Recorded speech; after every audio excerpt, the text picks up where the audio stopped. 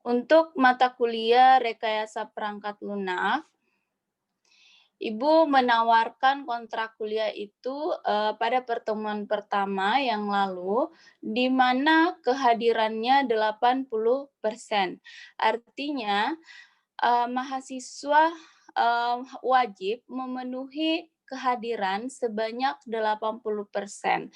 Dari 16 pertemuan, ada, ujian tengah semester di pertemuan ke-8 dan ada ujian akhir semester di pertemuan ke-16.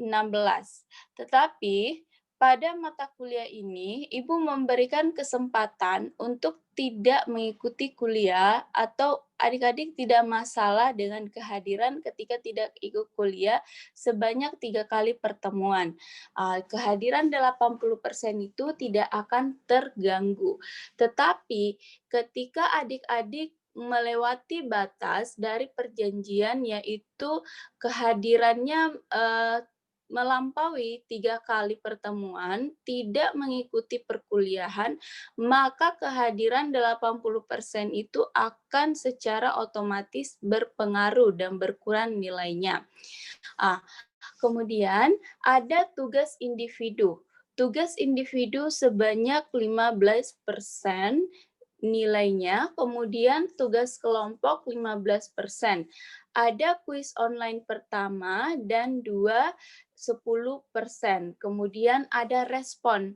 Responnya ini seperti apa, Bu? Apakah kita melakukan respon secara tatap muka? Tidak.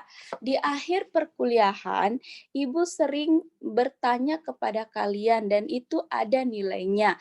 Dan terkadang saya meminta mahasiswa untuk mereview kembali apa yang telah saya jelaskan pada pertemuan. Itulah hasil respon dari yang Ibu berikan dan akan diberikan nilai sebanyak 15%. Untuk ujian tengah semester nilainya 20%. Kemudian untuk ujian akhir semester nilainya 25%. Kenapa? Nilai dari ujian tengah semester dan UAS itu memiliki poin tinggi karena mata kuliah ini merupakan mata kuliah 3 SKS dan hasil dari mata kuliah ini adalah sebuah proyek. Jadi nanti untuk ujian tengah semesternya dan ujian akhir semesternya ada sebuah proyek yang harus diselesaikan oleh adik-adik.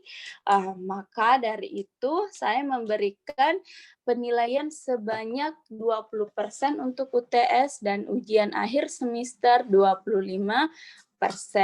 Ini untuk kontrak kuliah kita di mata kuliah rekayasa perangkat lunak.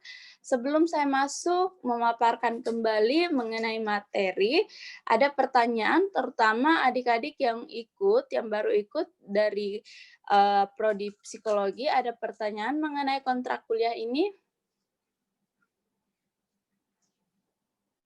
Silahkan kalau ada pertanyaan, Dek. Jadi, Ibu, saya mau bertanya. Iya, silahkan. Jadi kan kita kan baru gabung nih di pertemuan kelima nih, Bu. Jadi otomatis kan dari materi pembelajaran sudah terlambat dan tadi kan di sini kan Ibu jelaskan kalau lewat dari 3 kali akan misalnya nilainya akan tidak sesuai dengan harapan. Nah, itu gimana, Bu? Untuk memenuhi satu pertemuan itu tidak masalah. Nanti akan ada tugas yang dimana tugas itu bisa memenuhi dari kehadiran karena ini kan pertemuan kelima. Kalian tidak hadir 4 kali ya. Pertemuan pertama kontrak kuliah dan untuk materi Ibu sebentar akan menjelaskan kembali inti dari materi rekayasa perangkat lunak karena di pertemuan 2 dan 3 itu pertemuan kedua kemarin saya adakan yang namanya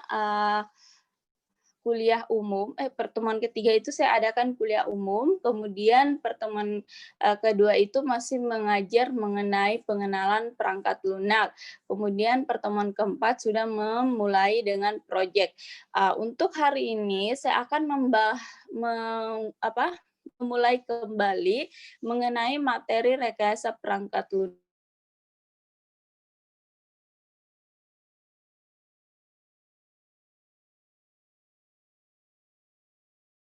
RPL ini merupakan proyek.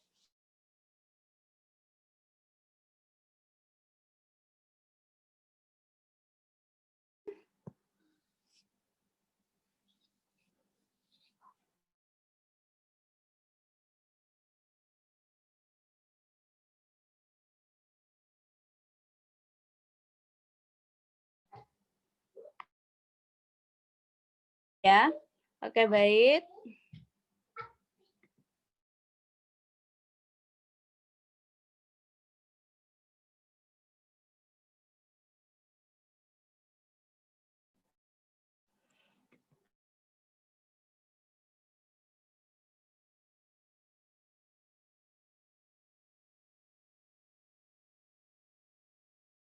Jadi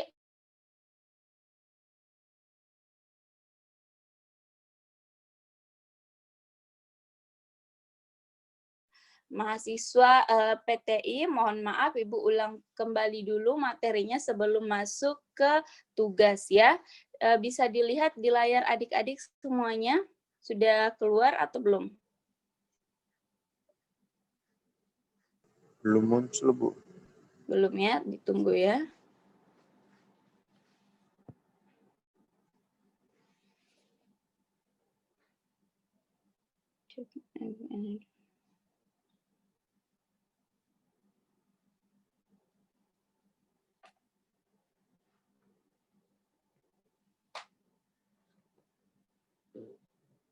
Oke, sudah ya. Oke, baik. Saya akan mengulang materi minggu lalu, yaitu mengenai metode rekayasa perangkat lunak. Metode ini di mana adik-adik akan diperlihatkan bagaimana sebenarnya jalannya sebuah rekayasa perangkat lunak di dalam penggunaan komputer.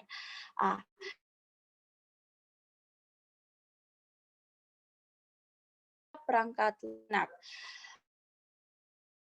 atau model proses rekayasa perangkat lunak merupakan System Development Life Skill atau SDLC. Di sini adik-adik akan belajar untuk menyelesaikan sebuah proyek dengan mengikuti proses, dengan mengikuti sebuah model proses. Jadi mata kuliah ini sebenarnya memiliki mata kuliah bersyarat. Contoh mata kuliah bersyaratnya itu adalah adik-adik harus lulus pada mata kuliah pemrograman web, pemrograman basis data, kemudian ada beberapa lagi pemrograman yang lainnya. Kenapa harus lulus pada mata kuliah itu baru bisa masuk ke rekayasa perangkat lunak? Karena di dalam mata kuliah ini kita akan melakukan sebuah identifikasi dan pemilihan proyek. Dan proyeknya ini adalah sebuah perangkat lunak. Adik-adik tahu dari psikologi yang termasuk dengan perangkat lunak apa saja? Contohnya yang pernah digunakan? Aplikasi, Bu. Iya, aplikasi. Aplikasi itu yang akan dipecahkan di dalam mata kuliah rekayasa perangkat lunak. Tetapi Ibu tidak akan menjelaskan bagaimana tahapan cara kalian membangunnya. Saya akan menjelaskan pada mata kuliah RPL yaitu model prosesnya, bagaimana terciptanya, bukan membangun ya, bukan melakukan pembangunan dalam sistem atau membangun sebuah aplikasi.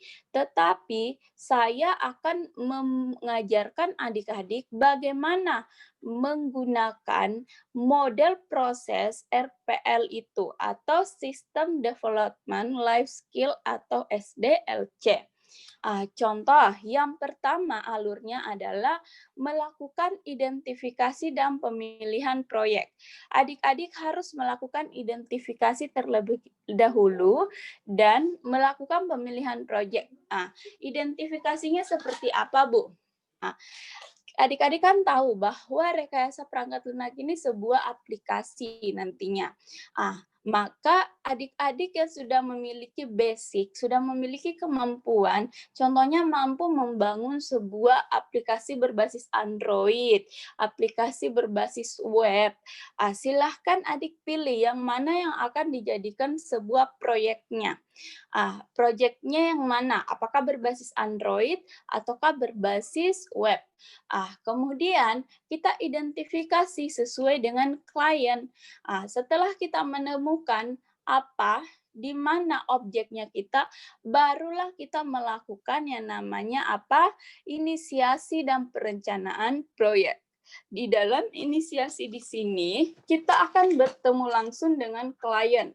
Contoh, pada sebuah sekolah meminta untuk dibuatkan e-learning pembelajaran berbasis online. Maka kita datang ke sekolah itu. Orang yang ditunjuk oleh sekolah itu merupakan yang nantinya bertugas sebagai admin. Maka kita melakukan inisiasi dan perencanaan proyeknya seperti apa. Untuk apa web ini dibangun, atau dia mau berbasis e-learningnya berbasis Android, versi Android. Maka kita bicarakan di sini. Kita lakukan inisiasi. Apa yang kamu butuhkan? Klien membutuhkan apa? Contoh, saya membutuhkan sebuah website di mana bisa mengelola atau melakukan proses pembelajaran dan guru bisa berjumpa dengan siswa tersebut di dalam e-learning itu. Maka kita mulai melakukan inisiasi dan perencanaannya. Kita lakukan dulu analisis di sekolah itu. Sekolah itu ada 6 jenis jurusan. Anggaplah kita berada di SMK ya, ada 6 jurusan. Di setiap 6 jurusan itu maunya bentuknya seperti ini. Kita analisis setiap jurusan itu. 6 jurusan itu ada berapa guru, ada berapa mata pelajaran yang nantinya akan ada di dalam web tersebut atau di dalam aplikasi versi Android. Selanjutnya kita melakukan desain, kita menggambarkan.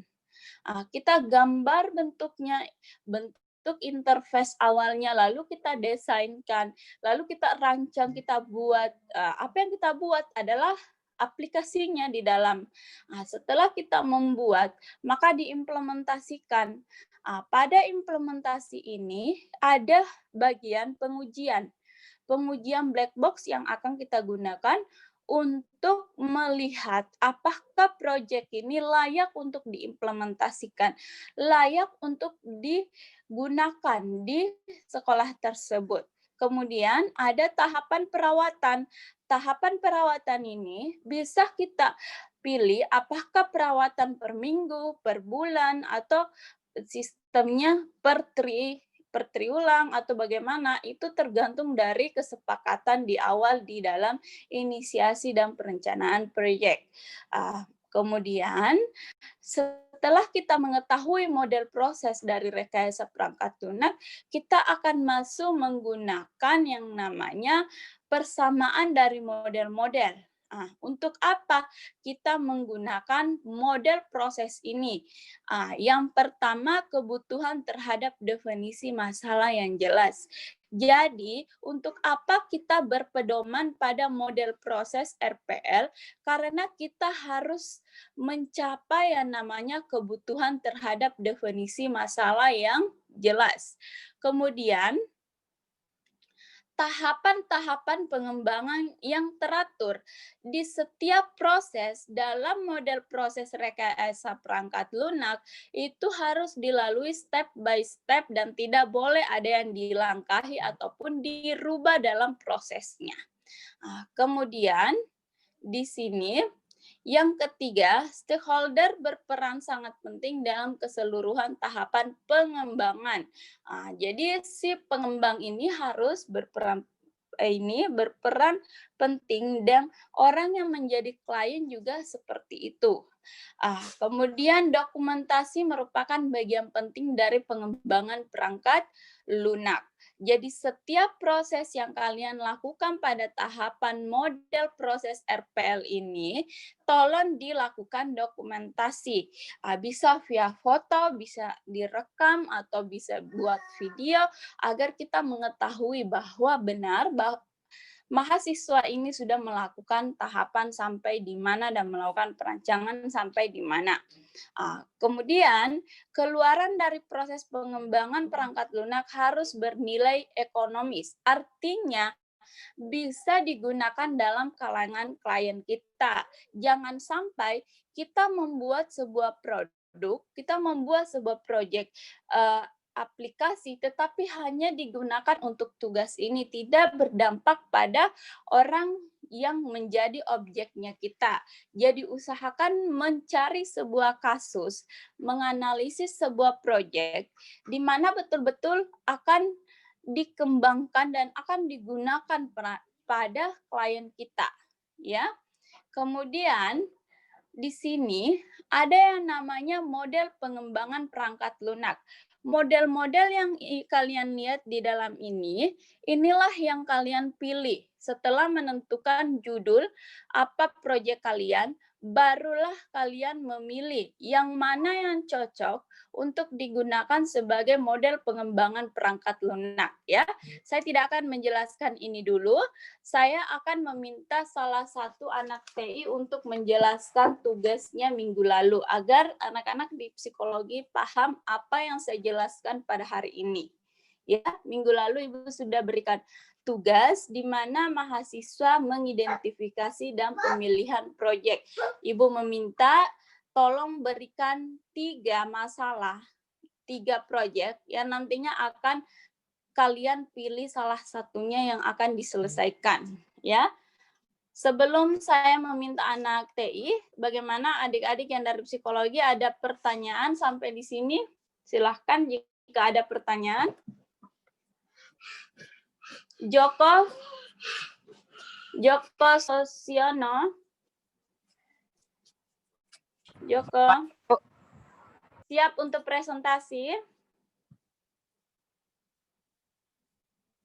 Maaf Bu, di sini hujan jadi nggak terlalu kedengaran. Syahban. Iya Bu, siap. Siap untuk presentasi? Belum selesai Bu saya. Yang selesai siapa? Yang sudah memiliki kasus 3. Nanti tolong dipresentasikan dulu agar adik-adik di psikologi bisa membuat tugasnya juga. Ada yang bisa? Harusnya sudah bisa ya, Rosita? Sudah selesai, Rosita? Bu, lapor Bu, saya punya sudah selesai, saya sudah memilih 3 kasus, cuman saya lagi di kampus dan itu ada di dalam laptop saya, Bu. Harusnya siap dong.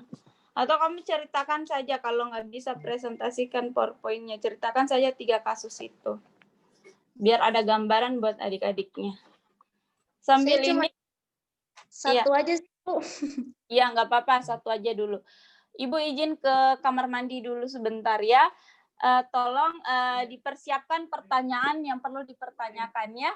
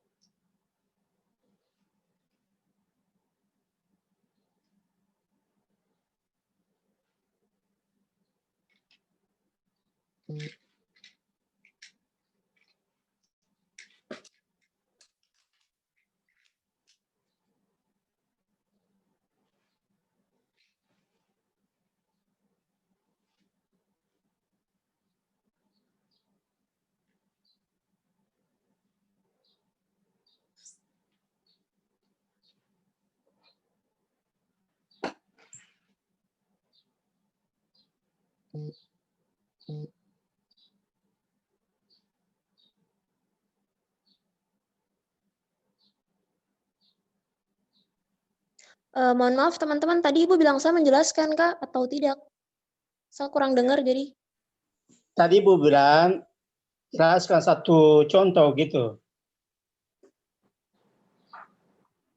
Kalau saya punya contoh tuh, saya punya judul ada 3, cuman saya lupa, yang saya ingat cuma 1, yaitu analisis perancangan sistem perpustakaan berbasis website. Jadi nanti tuh di situ tuh macam Saya belum ada Ibu tuh, belum ada Ibu. Nanti Ibu ada baru jelas. iya jelaskan sudah sepanjang Ibu tanya-tanya saya lagi. Lanjut saja tadi Ibu izin kamar mandi suruh Rosita jelaskan. Iya kalau itu jatuh biar nanti balik tuh tidak usah terlalu ribet lagi kalau Ibu yang tanya. Lanjut. Ya, supaya anak-anak yang psikologi juga mengerti. Iya apa teman-teman, tugasnya. jadi sama macam bikin dia punya website itu tentang perpustakaan. Jadi apa yang dibutuhkan dari misalnya saya mau ke perpustakaan terus saya mau pesan buku atau apa begitu bisa secara online. Jadi saya bisa macam sebelum saya ke perpustakaan saya bisa pesan begitu. Dia punya bukunya, apa yang saya mau cari, terus saya mau pesan jauh-jauh hari sebelumnya atau saya sudah pinjam tapi saya mau kasih kembali. Jadi macam gimana nih, macam kok ke perpustakaan tapi kok jadi admin gitu. Kok mau pesan atau kok mau meminjam atau apa begitu tuh. Saya punya website tentang itu. Tapi nanti saya harus pergi ke perpustakaan, saya harus ambil data perpustakaan lagi. Terus dia punya buku-buku yang harus ambil datanya lagi. Pokoknya begitu teman-teman, ada pertanyaan kah? Kalau bingung.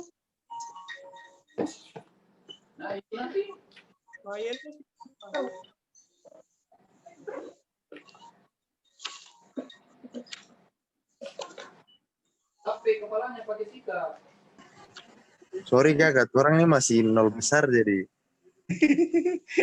0 kecil lagi. Tong tahu barang apa Kak? Itu pun tahu juga. Tapi apa penting tonggas saja Kak. Saya jelaskan dia garis besar toh macam kalau berbasis website. Jadi macam kalau kamu buka di Google toh jadi macam kamu tulis saya punya nama website apa begitu, terus nanti kamu masuk bisa punya itu toh website baru macam kalau kamu buka di bagian kemarin kamu buka untuk tes toh atau apa begitu tuh kan nanti lewat e-learning kalau apa begitu kayak begitulah dia contoh nanti masuk di website kayak begitu. Pokoknya dia garis besar kayak begitulah teman-teman. Berarti kakak dong build itu dari awal dah. Maksudnya bangun website itu dari awal gitu.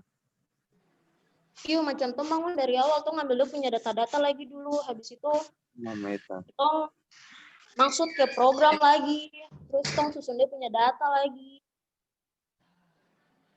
Nanti bikin dia punya sub-sub menu-menu lagi, menu apa, misalnya pilihan, terus masuk nama gitu, misalnya aku bisa bikin aku punya profil sendiri. Tapi itu tuh khusus admin saja yang bisa memasukkan koi. Gitu. Oke, baik. Gimana? Sudah ada contoh kasus Rosita yang sudah diberikan sama teman-temannya? Sudah, Bu. Saya baru selesai menjelaskan, Bu. Iya. Gimana adik-adik tidak mengenai maksud dari penjelasan saya tadi? Tolong ditanyakan ya kalau ada yang tidak dipahami. Gimana Bu? Ibu punya suara putus-putus Bu. Bagaimana? Apakah sudah dipahami apa yang diberikan oleh temannya contoh kasusnya?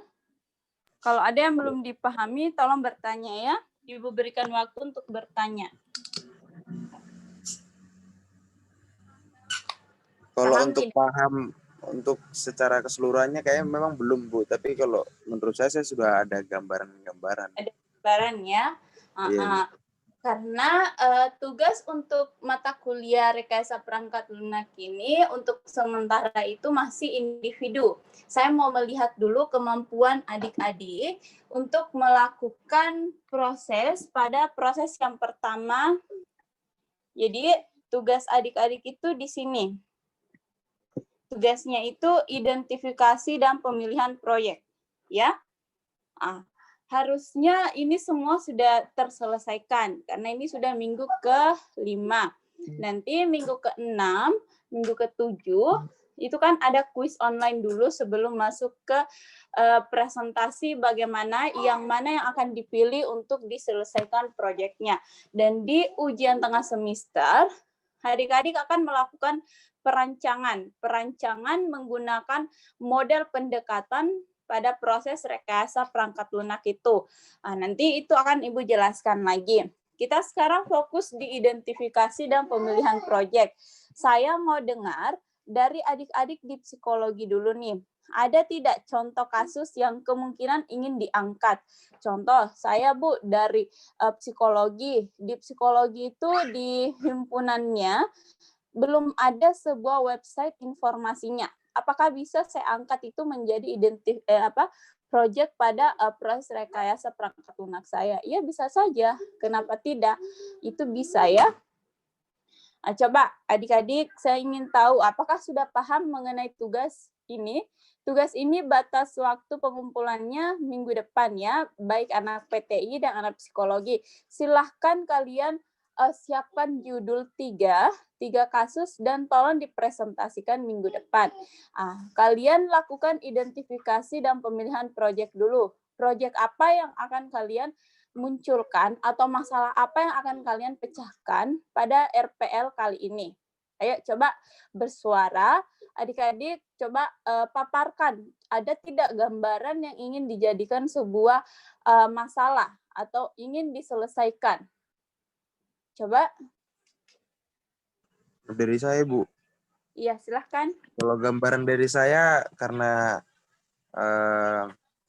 dasarnya psikologi, kalau misalkan untuk masalah, saya mau ngangkatnya dari LBK, Bu, Lembaga Bimbingan Konseling. Gitu Iya, bisa, bisa. Bu? Bisa, sangat bisa. Itu sangat bermanfaat. Dan bisa kita gunakan nantinya di kampus juga ya. Di mata kuliah ini nanti ujian akhir semesternya itu adalah pameran adik-adik. Jadi proyek yang adik-adik buat itu akan dipamerkan di kampus. Mungkin ingat ya yang anak TI yang tahun lalu pasti lihat ada pameran RPL, itu kita buat spanduk dan bawa laptop untuk diperlihatkan ke orang-orang yang datang ke stand kita masing-masing bahwa ini loh hasil mata kuliah saya, ini hasil proyek web atau aplikasi yang saya buat. Ya? Gimana? Kamu siapa namanya Putra Farhan ingin buat apa? Kalau saya sih ya, gambarannya baru di situ, Bu. Itu arahnya ke web atau Android? Lebih fleksibel di Android sih, Bu, kayaknya. Karena untuk teman-teman di kampus juga lebih gampang aksesnya juga. Karena semua, rata-rata sih semua teman-teman di kampus kayaknya semua sudah punya HP Android ya. Jadi mungkin Android. Jadi konsolin begitu ya? Iya, Bu. Betul. Iya bisa, nggak masalah. Itu bagus itu. Ayo yang lain gimana? Ada lagi kasus, itu baru 1 ya Putra ya. Tolong cari 2 kasus lagi sebagai alternatif ya. Karena Ibu nilai ada 3 kasus nantinya, kemudian salah satu dari kasus itu yang akan terselesaikan. Jadi nggak semuanya. Kalau semuanya mau diselesaikan, bahaya itu. Karena waktu kita kan cuma berapa kali pertemuan, dan ada bagian di mana setiap pertemuannya harus dicapai. Ibu ini, saya mau tanya, ini boleh menyangkut tentang kampus ataupun di eksternalnya kampus, boleh Bu ya? Silahkan, di luar kampus pun bisa. Ya, kasusnya bisa. Intinya, kalian mendapat sebuah kasus dan itu bermanfaat. Ya, bermanfaat untuk klien yang kalian buatkan nantinya. Jangan sampai produk yang kalian buat itu tidak bermanfaat di sekeliling kalian. Kalau tahun lalu itu kebanyakan lebih ke dirinya sendiri, mahasiswa, all shop-nya dibuatkan website. Jadi bisa berkembang mereka. Itu bisa, nggak masalah. Kalau anak psikologi ingin mengarahkan, nah ini kan kalau RPL itu arahnya dia lebih ke skripsi sebenarnya. Proyeknya itu bisa dialihkan ke skripsi nantinya. Kalau anak psikologi ingin menjadikan ini sebagai sebuah proyek sampai ke skripsi bisa. Contoh ada aplikasi-aplikasi yang berhubungan dengan psikologi. Contoh tadi kasusnya Putra ya. Putra kan ingin mengembangkan sebuah bimbingan konseling. Itu kan bisa penerapan teknologi dalam bimbingan konseling. Nanti bisa arahnya ke skripsi. Kalau contoh kasus yang lain lagi, contohnya augmented reality. Kita ingin menjelaskan bagaimana proses sebuah konseling dalam bentuk virtual media aplikasi. Kita pakai augmented reality bisa juga, ya. Aplikasi-aplikasi banyak sekali yang bisa kita gunakan untuk masuk ke RPL ini. Jadi adik-adik silahkan saja tentukan dulu, cari dulu masalahnya, yang mana masalah yang akan kita masukkan, yang jadi bahan yang akan kita pecahkan. Ya, silahkan cari 3. Kenapa nggak langsung 1 saja, Bu? Saya ingin melihat dulu respon kalian. Bagaimana mencari sebuah kasus dan bermanfaatkah tidak kasus yang kalian ajukan kepada saya untuk kalangan yang akan menggunakan. Ya? Paham? Oke. Baik, yang lain gimana? Maaf Bu, saya mau bertanya. Iya. Saya kan kerja di sekolah, terus di sekolah itu kan kita memerlukan aplikasi UBK, ujian berbasis komputer. Terus kan saya kan kurang pintar dalam pemrograman. Saya dapat aplikasi, tapi aplikasinya itu kita harus men-setting lagi. Apa bisa dipakai? Bisa, silakan saja diusulkan dulu apa namanya ya. Kalau itu kan biasanya lebih ke web toh, bentuknya dia web toh. Iya Bu, iya. Itu bisa. Intinya dia merupakan perangkat lunak ya. Iya Bu. Bisa. Bisa Bu, bisa. Ya, silakan nanti itu diajukan saja. Itu bermanfaat. Langsung kamu nanti praktekkan langsung ya. Makanya saya minta kalian itu ambil sebuah proyek yang bermanfaat, baik bagi diri kalian maupun bagi si klien. Kalau Joko kan kliennya sekolah ya. Kalau kita nanti kliennya adalah prodi sendiri. Jadi nanti jadi sumber wawancaranya untuk melakukan inisiasi dan perencanaan proyek adalah prodinya. Ya. Jadi kayak gitu. Silakan yang lain ada lagi. Tolong banyak bicara ya. Salmon, gimana Salmon? Ada bahan yang bisa kita bicarakan? Jadi untuk identifikasi dan pemilihan proyek ini, adik-adik harus banyak bicara karena kalian harus konsultasi ke saya. Nanti saya arahkan, oh ini oke. Jangan sampai mengambil sebuah judul, ternyata judul itu tidak bisa kita gunakan. Ya. Jadi tolong ini dulu dibicarakan. Jangan takut untuk bicara ketika kuliah sedang berlangsung ya, karena Ibu lebih suka ketika kalian banyak bertanya di saat proses perkuliahan dibandingkan banyak bertanyanya di saat ini off perkuliahan. Karena Ibu kan punya aktivitas lain juga, Ibu harus mengajar di kelas lain juga. Dibanding harus balas chat kalian, Ibu kan butuh waktu.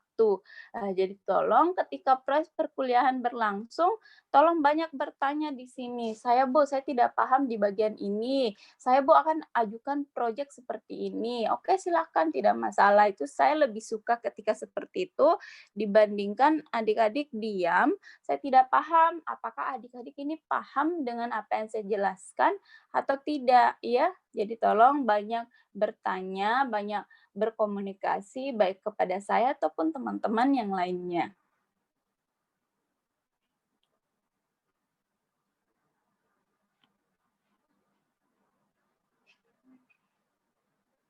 Ayo yang lain gimana? Ibu, saya mau bertanya lagi. Iya, silakan, nggak apa-apa. Jadi tadi kan yang dijelaskan sama Kak Rosita.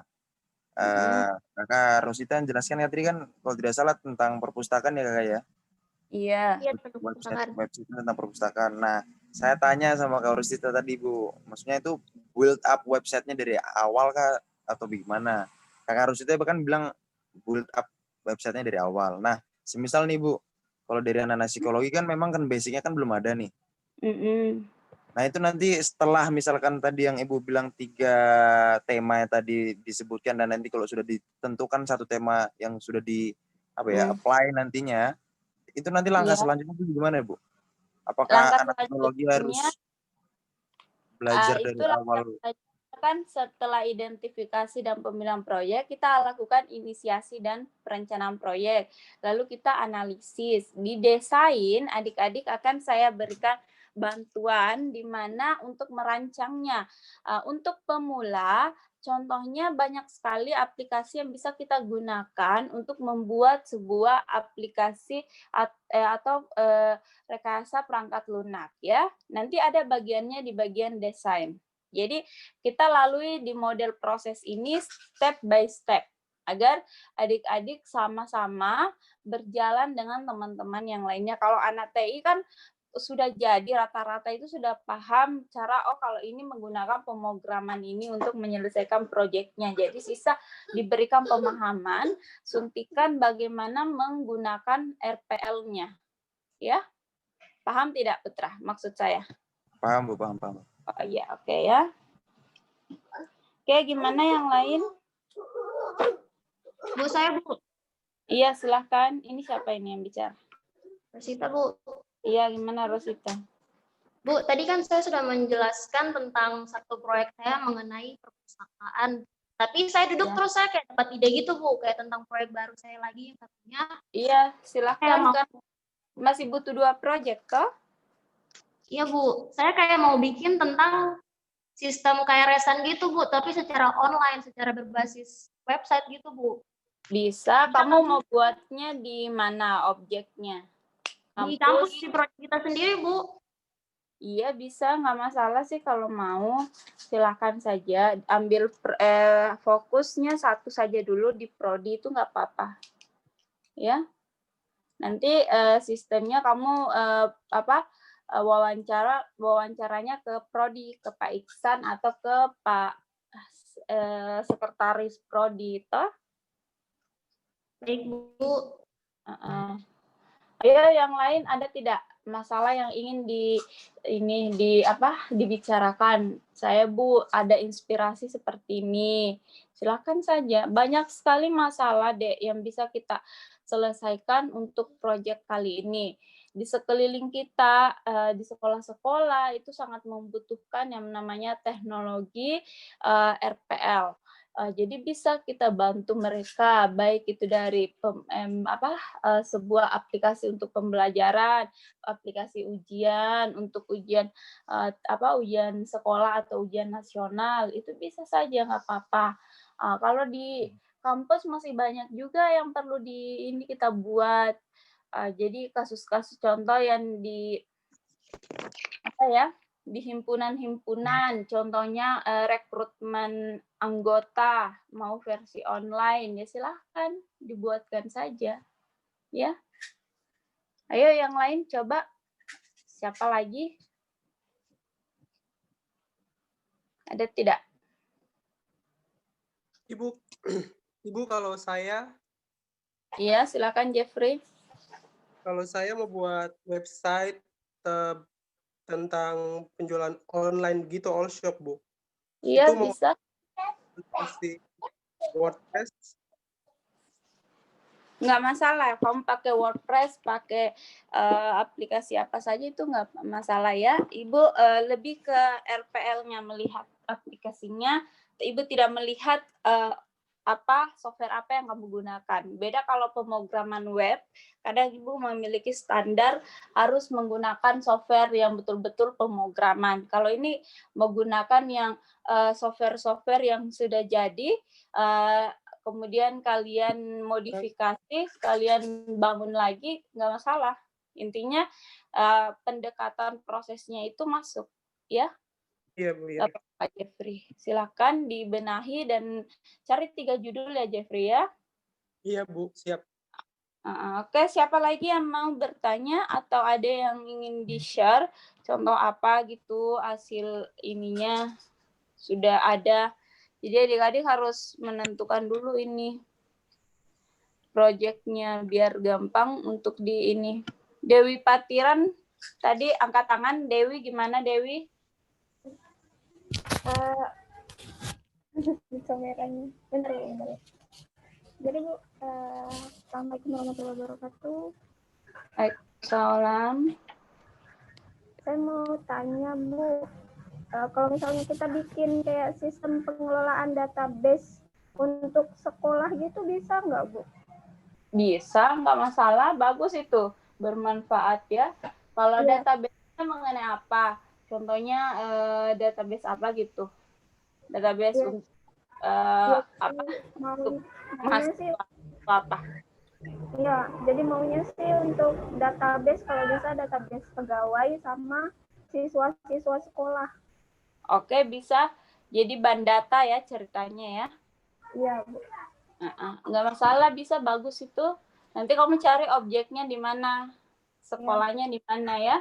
Silakan yang lain lagi. Terima kasih Bu.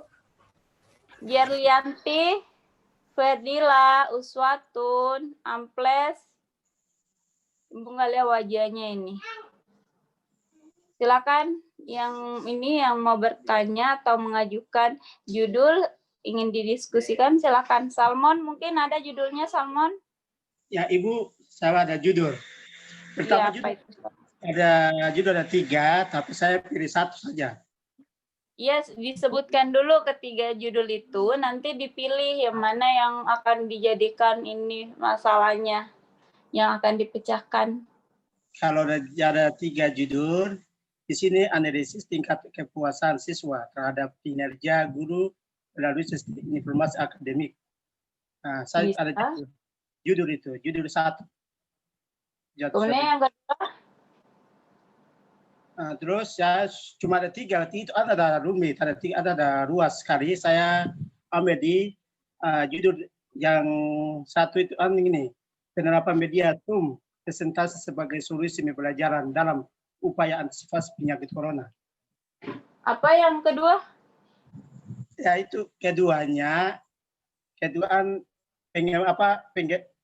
pengembangan bahan ajar teknologi informasi berbasis e-learning.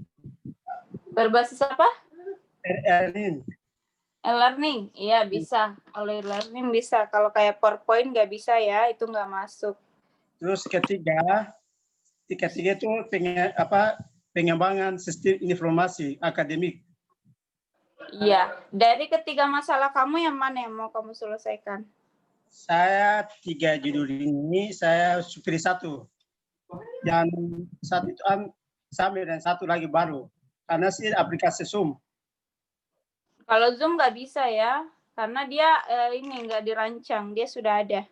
Dia mau dimodifikasi juga nggak bisa. Jadi nggak bisa kalau Zoom.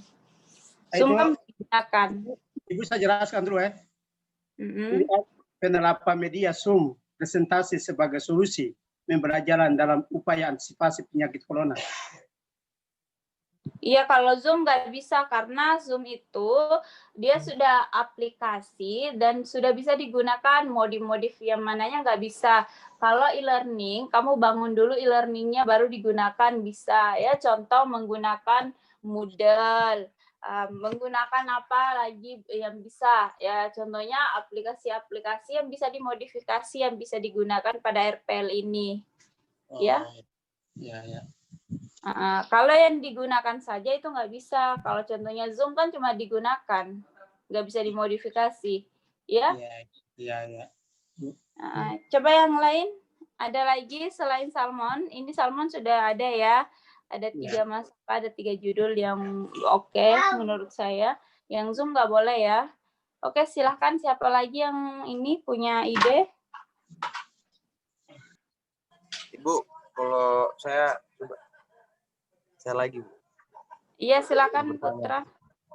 Kalau misalkan kita mau bikin dengan kolaborasi gitu, Bu. Jadi mutual sama salah satu komunitas, misalkan kayak komunitas literasi Sorong ataupun Nibun Papua gitu bisa nggak Bu? Bisa. Apa yang kamu ingin buat? Di Nibun Papua sih Bu, kan di Nibun Papua tuh lagi mendongkrak mama-mama Papua untuk kayak misalkan hasil kayak misalkan dari noken ataupun hasil buminya dijualkan. Bisa, nanti buatkan sistem informasi agar ada websitenya agar orang-orang bisa mengenal ya apa yang mereka buat, dan bahkan di situ bisa sistemnya berbelanja, contohnya hasil karya-karyanya ya bisa. Iya, silakan yang lain lagi.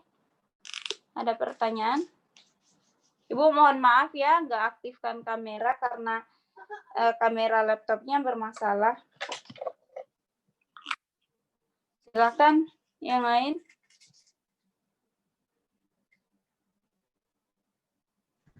Ayo, ada lagi yang mau? Siapa nih?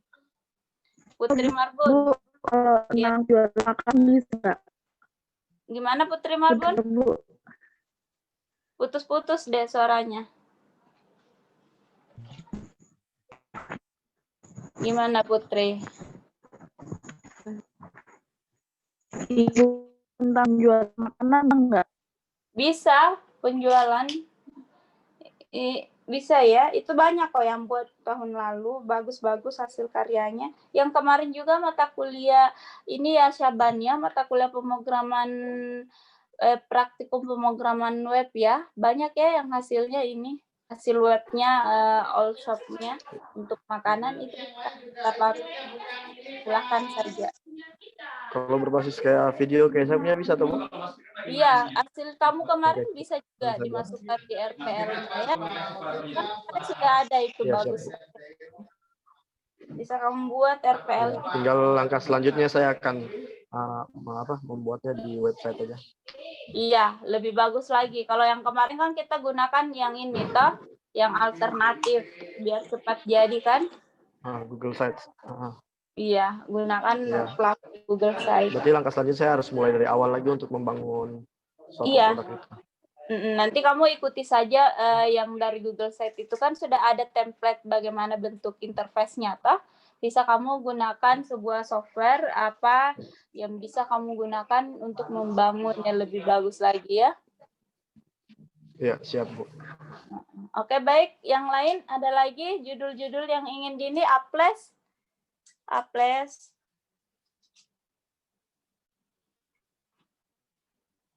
Gimana? Ada pertanyaan tidak sampai di sini?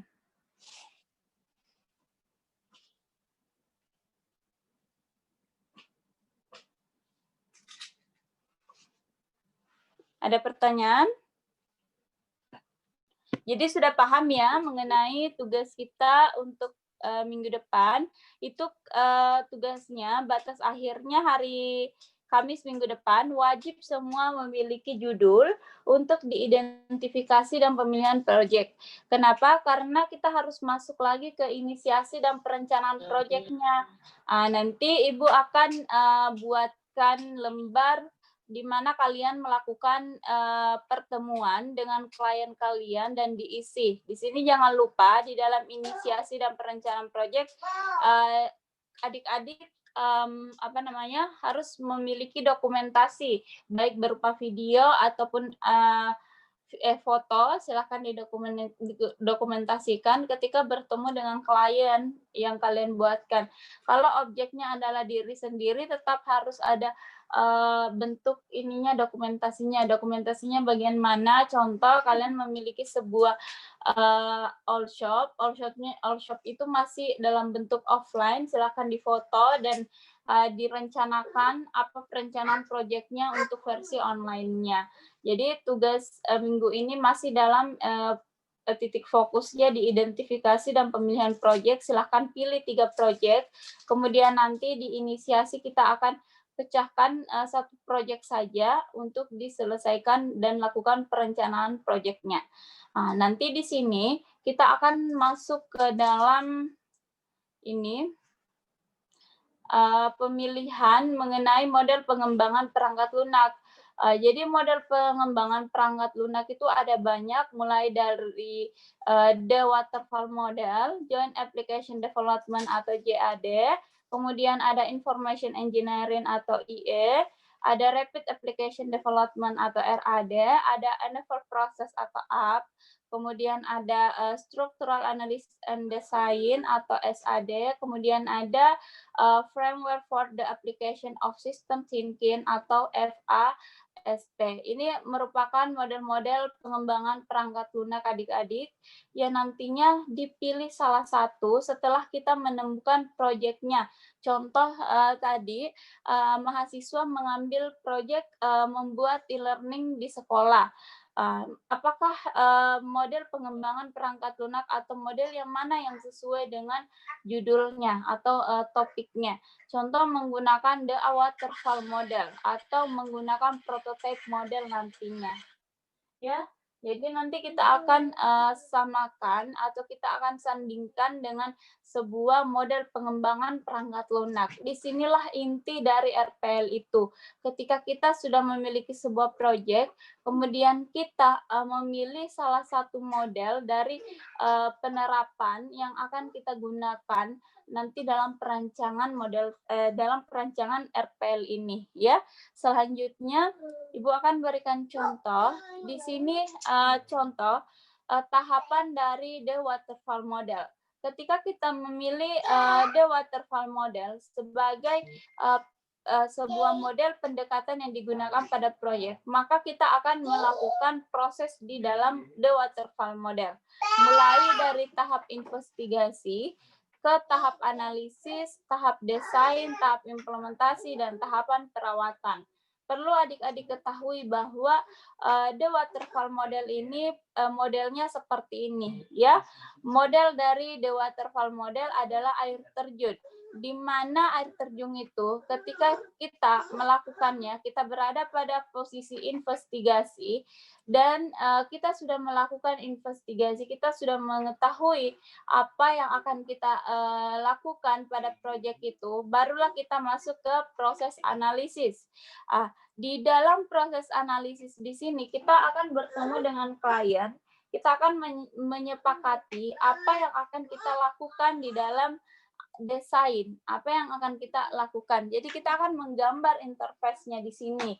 Interface-nya itu mulai dari perancangan yang namanya flowchart, use case, kemudian DFD, dan lain-lainnya. Kemudian kita akan memperlihatkan desain kita kepada klien, apakah bentuk yang rancang bangunnya itu sudah sesuai dengan apa yang diinginkan oleh klien. Baru kita masuk kepada tahapan desain. Pada tahapan desain nanti, adik-adik akan diminta untuk merancang aplikasinya. Disinilah kita akan mulai menggunakan software-software. Software apa yang bagus digunakan untuk merancangnya. Contoh website. Website kita menggunakan perancangan apa? PHP dan MySQL contohnya, atau menggunakan Laragon contohnya. Terserah dari adik-adik akan menggunakan aplikasi apa untuk melakukan desain nanti di dalam prosesnya. Kemudian dilakukan implementasi. Setelah hasil proyeknya selesai, maka kita akan melakukan implementasi. Implementasi ini nantinya akan dilalui dulu tahapan pengujian. Pengujian itu kita harus menguji aplikasi yang telah kita buat. Apakah layak untuk diimplementasikan? Contoh, kalian melakukan pengujian tersendiri yaitu menggunakan black box. Contoh melakukan login pada sistemnya, tidak terjadi error lagi, maka oke. Hasilnya oke. Ketika dia terjadi error, maka belum bisa diimplementasikan. Jadi kita lakukan pengujian dengan menggunakan black box. Setelah itu barulah kita implementasikan di kalangan si klien yang akan menggunakannya. Kemudian kita akan melakukan perawatan. Perawatan ini kadang kita memilih perawatan perjanjiannya dengan si klien itu 3 bulan sekali melakukan perawatan. Artinya kita melakukan peninjauan pada produk kita. kita tinjau produk kita, apakah produk ini ada masalah selama 3 bulan. Ketika tidak ada masalah, oke. Nah, selanjutnya kita berikan lagi contohnya perawatan per tahun atau per 6 bulan. Setelah per 6 bulan itu lolos, oh ternyata 6 bulan digunakan, produk saya ini masih aman. Kita coba ke jenjang yang lebih perawatannya yang berskala tahunan. Nah, contohnya setiap tahun 1 kali setahun. Kalau 1 kali setahun aman ya oke saja. Ya, untuk perawatan itu paling amannya jangka waktunya 1 tahun saja ya. Karena setiap tahun pastinya kita perlu ada pengembangan kah, ada bentuk yang harus disesuaikan dalam web itu ya, atau dalam aplikasi itu. Jadi ini sebuah model, satu contoh model yaitu the waterfall model. Masih banyak lagi model-model yang lainnya. Nanti setiap model itu akan Ibu jelaskan, akan Ibu paparkan ke adik-adik bagaimana cara menggunakan dan penerapannya. Ya, untuk minggu ini satu contoh dulu yang Ibu berikan, yaitu the waterfall model. Sekarang adik-adik fokusnya itu di ini ya, fokusnya adalah menentukan 3 proyek dulu. Kalau 3 proyeknya tidak ditemukan, maka adik-adik tidak akan mungkin bisa masuk ke inisiasi dan perencanaan proyek. Tidak akan bisa melakukan analisis, apalagi desain dan implementasi. Itu tidak akan mungkin, karena apa yang akan kalian lakukan, pergerakan tahapan kalian terhenti ketika tidak ada proyeknya. Kalian tidak tahu apa yang akan kalian buat. Paham ya? Paham dengan apa yang saya jelaskan? Paham, Bu. Oke. Paham, Bu. Di sini ada pertanyaan tidak? Ada? Izin, Bu. Iya, silakan Jeffrey. Ibu bisa tidak kalau macam saya itu pilih satu proyek karena dari YouTube yang saya lihat-lihat tentang perancangan website yang saya mau bangun ini agak ribet juga, Ibu. Iya, memang Ibu meminta kalian untuk memasukkan 3 judul. Kalian presentasikan 3 judul itu, kemudian berikan alasan kalian yang mana yang ingin kalian pecahkan. Jadi satu saja. Jadi Ibu tidak meminta kalian memecahkan 3 judul ya. Satu saja. Tapi tetap harus memasukkan 3 judul karena Ibu mau lihat ada perbandingan di sini. Ya. Iya, kasih. Gimana yang lain? Ada pertanyaan lagi?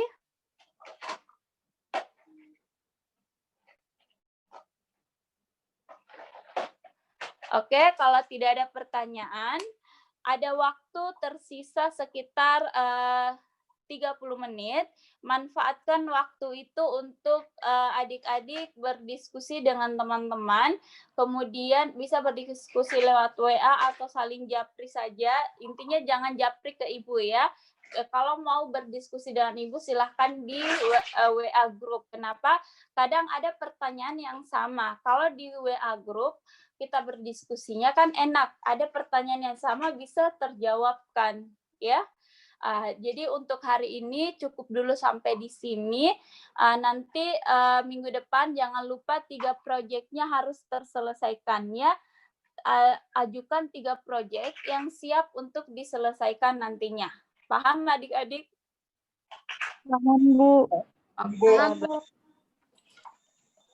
Untuk hari ini absennya Ibu ambil di ini ya. Nggak ada yang menggunakan nama ini ya. Semuanya menggunakan nama asli. Ibu ambil di sini. Di partisipan, jadi ada 14 mahasiswa yang bergabung ya. Oke, baik adik-adik. Terima kasih sekali lagi. Untuk video pada rekaman mata kuliah hari ini nanti Ibu share di grup biar bisa diulang kembali ya. Setelah Ibu upload di YouTube-nya Ibu, baru Ibu akan share ke adik-adik. Terima kasih banyak untuk hari ini di pertemuan kelima kita. Nanti pertemuan ke-6 adalah membahas proyek 3 proyek adik-adik. Tolong diperhatikan, tadi Ibu lupa, adik-adik psikologi, kuis online pertama dan kuis online kedua itu terjadi kuis online pertama sebelum ujian tengah semester. Jadi warning, Karena kuis online itu tidak pernah Ibu informasikan. Ibu akan langsung mengajak kalian masuk ke e-learning saya di LMS saya. Nanti minggu depan saya akan jelaskan cara kalian masuk ke LMS saya ya. Nanti di situ akan dilakukan kuis online. Apakah di pertemuan kelima, pertemuan ke-6 atau pertemuan ke-7, intinya sebelum ujian tengah semester pasti akan terjadi kuis online pertama. Dan kuis online kedua akan terjadi sebelum ujian akhir semester. Jadi kemungkinan besarnya di pertemuan 6 atau 7 kita akan kuis online. Ya? Paham? Paham ya? Iya Bu, paham Bu. Paham, Bu. Jadi banyak-banyak belajar, banyak-banyak mencari tahu ke temannya. Adik-adik yang di psikologi banyak bertanya ya, kalau umpamanya ada yang tidak dipahami silahkan tanya di grup. Nanti Bu akan jelaskan di grup. Karena takutnya banyak pertanyaan yang sama sehingga Ibu capek kewalahan juga membalas chatnya. Jadi lebih baik berdiskusi di grup WA-nya ya. Sekali lagi terima kasih banyak sudah hadir di mata kuliah saya di pertemuan kelima dengan mata kuliah rekayasa perangkat lunak, di mana hari ini kita membahas mengenai analisis ya, mengenai identifikasi dan pemilihan proyek. Jadi jangan lupa 3 proyek Ibu tunggu minggu depan, dan tolong jangan ada alasan bahwa belum selesai ya. Karena semakin lambat kalian memilih proyek, maka kita akan semakin terkendala dalam proses selanjutnya.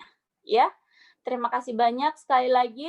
Assalamualaikum warahmatullahi wabarakatuh. Waalaikumsalam. Waalaikumsalam warahmatullahi wabarakatuh.